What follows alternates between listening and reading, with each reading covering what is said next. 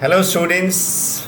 I welcome you all once again to another session of the Hindu editorial vocabulary for July the 17th. आप सभी का स्वागत है इस सेशन में वंस अगेन. उम्मीद करता हूँ सारे सेशंस के पीडीएफ आपने डाउनलोड करके रख लिए हैं मेरे टेलीग्राम ग्रुप से. जो लोग नए हो, मेरे टेलीग्राम ग्रुप का आईडी ये है, link is there in the description box below. मेरे सारे वोकैब शो के सेशंस के सीरीज़ कि पीडीएफ्स जो हैं वो आपको मिल जाएंगे इस टेलीग्राम ग्रुप में. You can scan this QR code to join the group और click on the link in the description box below to join as well. These are the benefits of joining the Telegram group जो यहाँ पे आपको दिख रहा है. तो चलिए शुरू करते हैं. सबसे पहले मैंने एक शब्द का आपसे पूछा था क्वेश्चन पिछले वाले सेशन में, अगर आपको याद होगा. Okay, in the previous session I asked कि क्या इसका होना चाहिए difference. The word was spacious, SPACIOUS and spacious SPECIOUS, है ना. तो कई लोगों ने कमेंट किया, गुड टू सी दैट. सभी का मैंने देखा कमेंट. नाउ फ़र्क समझिएगा. Spacious with an A, space शब्द से बना है. स्पेस का मतलब जगह होना. Spacious is an adjective having a lot of space, large in size. जो बहुत ही ज़्यादा कंफर्टेबल हो, जहाँ पे जगह काफ़ी हो, दैट इज स्पेशियस. हिंदी में इसका मतलब हो जाता है जिसमें बहुत जगह हो, आकार में बड़ा, लंबा चौड़ा, that is spacious. The sentence है, this car is very spacious with plenty of legroom for passengers. ये गाड़ी काफ़ी स्पेशियस है, काफ़ी जगह इसमें, और काफ़ी लेग रूम है पैसेंजर्स के लिए भी. That's the example sentence. Now spacious जो ई से होता है, SPECIOUS, spacious is again an adjective not a verb. Spacious IOUS ये भी एडजेक्टिव ही है, इसको ठीक कर लें. Okay, spacious is again an adjective, ये भी आपका एडजेक्टिव ही है, which means seeming to be right और ट्रू बट रियली रॉन्ग और false.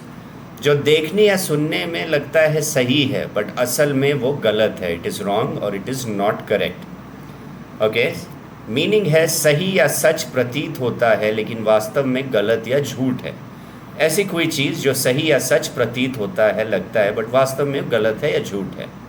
The solution given him by him is spacious but not practical. उसने जो सोल्यूशन दिया सुनने में तो सही लग रहा है, अच्छा लग रहा है, बट प्रैक्टिकल नहीं है. असल में सही नहीं है, मतलब असल में it is spacious but really it is wrong और फॉल्स. उसको आप ग्राउंड वर्क में लगा नहीं सकते, असल में उसे आप एग्जीक्यूट नहीं कर सकते. That is not practical. तो उस सेंस में लिखा गया है spacious. Okay, so that's the difference. आज का क्या डिफरेंस आपको बताना है वो मैं आपको आगे बताऊंगा. नाउ हिंदू एडिटोरियल से पहला आज का वर्ड है which is naughty, KNOTTY. Now not का मतलब आप समझते हो. नॉट का मतलब होता है गांठ. सो naughty is an adjective which means extremely difficult और कॉम्प्लेक्स. कोई अगर गांठ बांध दे रस्सियों का तो उसको खोलना काफ़ी आप लोगों को कई बार मुश्किल हो जाता है, बहुत ही ज़बरदस्त गांठ बंधा हुआ है. तो नॉटी का और एक मीनिंग भी है which means something which is extremely difficult और कॉम्प्लेक्स. कोई चीज़ जो बहुत डिफ़िकल्ट या कॉम्प्लेक्स हो. हिंदी में जटिल बोल सकते हो इसको. नाउ सेंटेंस था, meeting after nearly 5 months the goods and services council, GST council on Tuesday unravelled. Unravelled का मतलब डिस्क्लोज्ड. ओके, उन्होंने डिस्क्लोज किया क्या, सम नॉटी इश्यूज. ऐसे कोई कॉम्प्लिकेटेड या कॉम्प्लेक्स इश्यूज उन्होंने उजागर किए. That were hanging fire for a long time. That were hanging fire मतलब दैट वर गेटिंग डिलेड. काफ़ी समय से ये प्रॉब्लमैटिक प्रॉब्लम्स दे ही रहे थे. Such as constitution of appellate tribunals and the tax treatment for the booming online game industry. Okay, कई दिनों से कोई डिसाइड नहीं कर पा रहा था कि इसमें GST का कैसे इम्पोजिशन हो सकता है बूमिंग ऑनलाइन गेमिंग इंडस्ट्री में. और एपेलेट ट्रिब्यूनल्स, एपेलेट ट्रिब्यूनल्स का मतलब होता है ऐसी कोई एक कमिटी का गठन जो इससे रिलेटेड चीज़ों को देखे. तो उस चीज़ को बनाने के लिए भी काफ़ी टाइम से डिले हो रहा था मामला. टैक्स ट्रीटमेंट कैसे किया जाए ऑनलाइन गेमिंग इंडस्ट्री का, ये मामला भी डिले हो रहा था. So these are some knotty issues, मतलब डिफ़िकल्ट और कॉम्प्लेक्स इश्यूज़. नॉटी के सिनोनिम्स हैं कॉम्प्लिकेटेड, प्रॉब्लमैटिक और थॉर्नी। कॉम्प्लिकेटेड, प्रॉब्लमैटिक, थॉर्नी, ये सारे सिनोनिम्स हो सकते हैं नॉटी के। Antonyms are manageable, effortless, uncomplicated, जो काफ़ी आसान हो, something that is manageable, effortless, uncomplicated, ये सारे एंटोनिम्स हो जाएंगे। now अगला वर्ड जो है that is tribunal. Tribunal is actually a noun, अभी बताया था, एक कमिटी का गठन जो बहुत सारे डिसीजंस को लेती हैं। So tribunal is nothing but a special court or group of people who are officially chosen especially by the government to examine legal problems of a particular type. Government के द्वारा चुना गया ग्रुप ऑफ पीपल या एक special court, okay, जो legal problem, specific type के legal problems को देखे, उसको ट्रिब्यूनल कहा जाता है, which is actually a noun.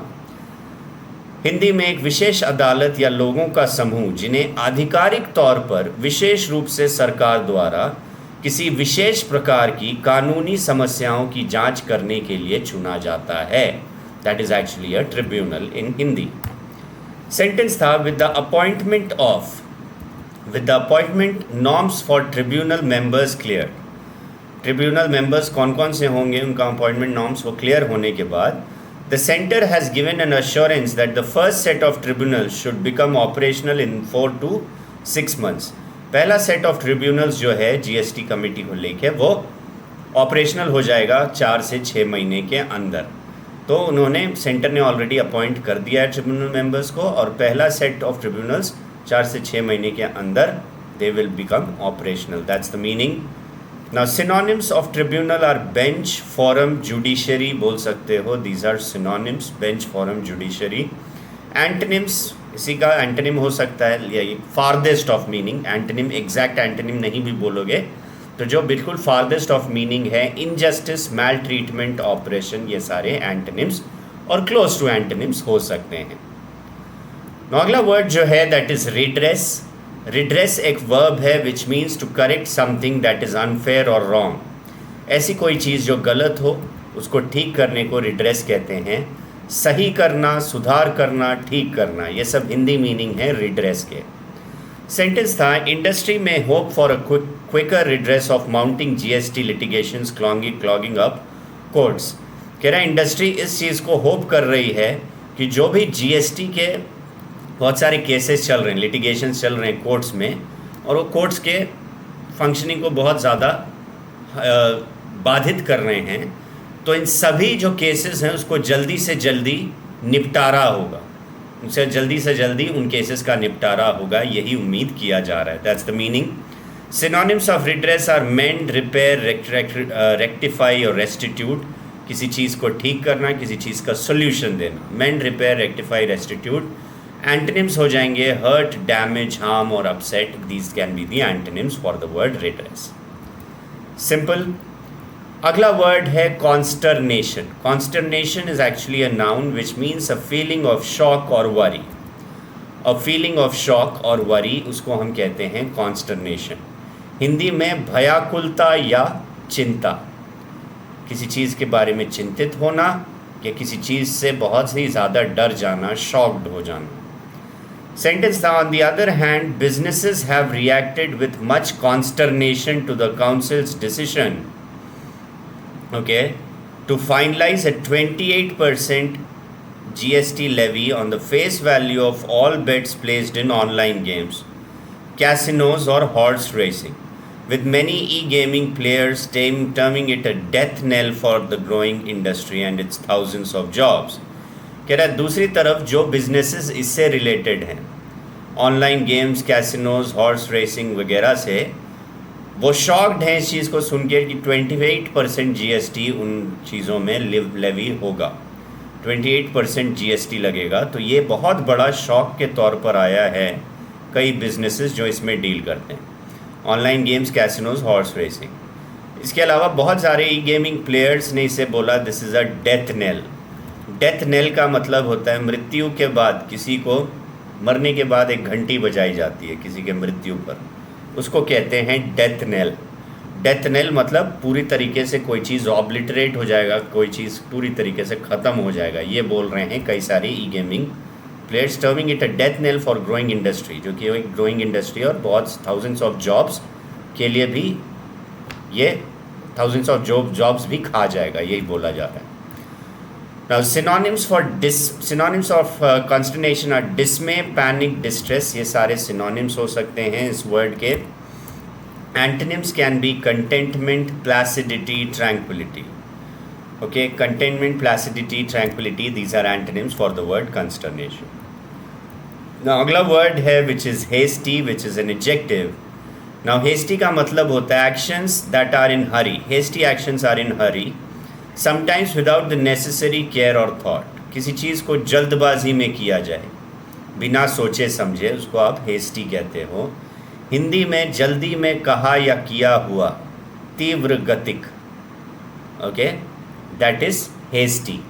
Sentence था, this was not a hasty decision having been considered by a ministerial group of the council not once but twice since its formation late 2020. ये एक जल्दबाजी में लिया गया डिसीजन नहीं था कि 28% GST लगेंगे ऑनलाइन गेम्स और बाकी चीज़ों पे, क्योंकि ये 2 बार मिनिस्ट्रियल ग्रुप ऑफ काउंसिल ने डिस्कस किया. जब 2020 में फॉर्म हुए थे तब से लेके 2 बार डिस्कशन हो चुका है और अभी जाके वो 28% लेवी कर रहे हैं.